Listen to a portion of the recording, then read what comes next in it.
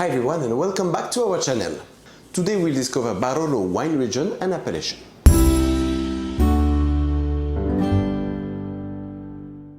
So welcome to the enchanting Barolo wine region. Nestled in the heart of Piedmont in Italy, it's covering approximately 2,000 acres. The DOCG, or Denominazione di Origine Controllata e Garantita, consists of 11 villages, which are Barolo, Castiglione, Vailetto, Serralunga d'Alba, Cerasco, Diano d'Alba, Grinzane Cavour, La Mora, Monforte d'Alba, Novello, Rodi, and Verduno. And also 170 MGA, or Menzioni Geografiche Aggiuntive, that are specifically delineated place names within Barolo, and that have been codified since 2010.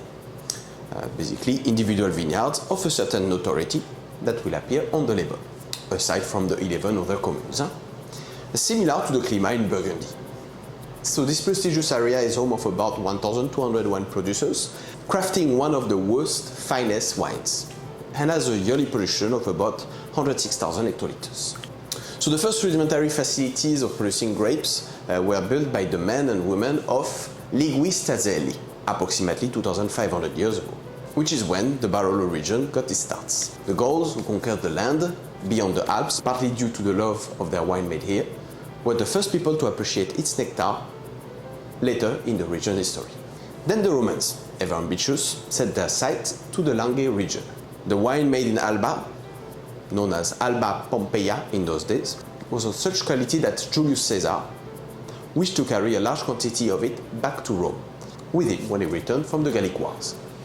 We had to wait until the Middle Ages to discover the earliest reference to the Nebbiolo grape in certain 1268 records that were written and kept in the Rivoli castle.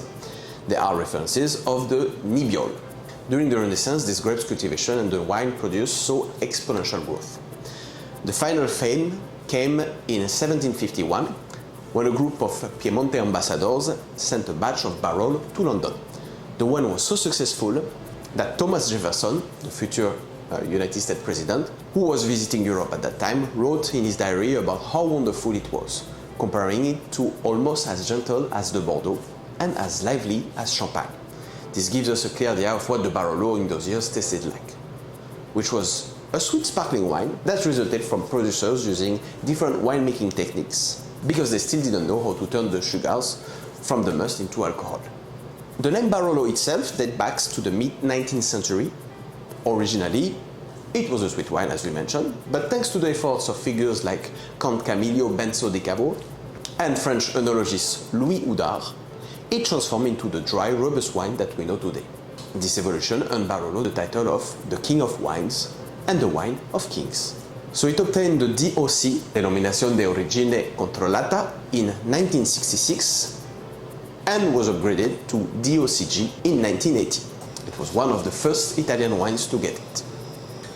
To name few famous producers, we have Pio Cesare, Masolino, Elio Grasso, Vietti, and so on. The unique character of Barolo wines is deeply rooted into its soil and climate. The region's soil is primarily composed of calcareous marl, a mineral-rich mix of clay and limestone, which imparts distinctive minerality to the wines. The climate is continental, with hot summers and cold winters, and the hilly landscape helps protect the vineyard from harsh weather.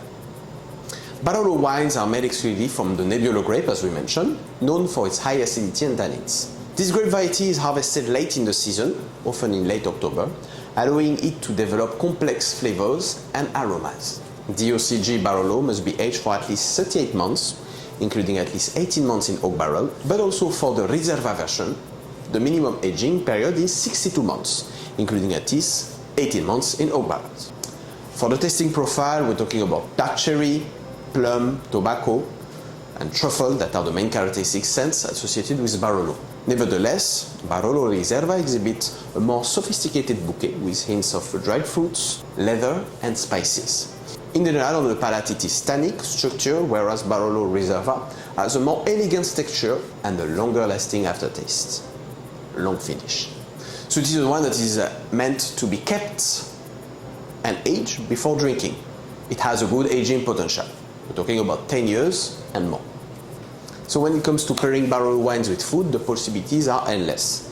Thanks to its high tannin structure and acidity, Barolo pairs beautifully with rich, flavorful dishes. Think about braised veal, lamb, truffle-infused dishes, and aged cheeses. For a truly decadent experience, try it with Brassato al Barolo, a traditional beef stew from the same region, or a creamy risotto with truffle.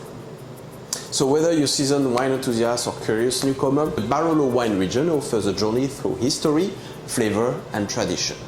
So thank you for watching this video about Barolo. We hope you liked it, and see you next time for another video.